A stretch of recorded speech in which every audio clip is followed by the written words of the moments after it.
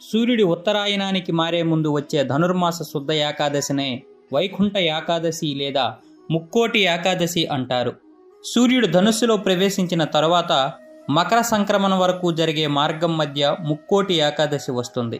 ఈ రోజున వైకుంఠ వాకిళ్లు తెరుచుకుని ఉంటాయని వైష్ణవాలయాలలో గల ఉత్తర ద్వారం వద్ద భక్తులు తెల్లవారుజామునే భగవద్ దర్శనార్థం వేచి ఉంటారు.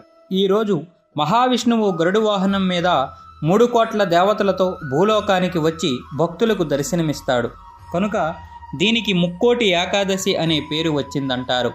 ఈ ఒక్క ఏకాదశి 3 కోట్ల ఏకాదశులతో సమానమైన పవిత్రతను సంతరించుకున్నందువల్ల దీనిని ముక్కోటి ఏకాదశి అంటారని కూడా చెబుతారు. ముక్కోటి ఏకాదశి నాడే హాలాహలం, అమృతం రెండూ పుట్టాయి.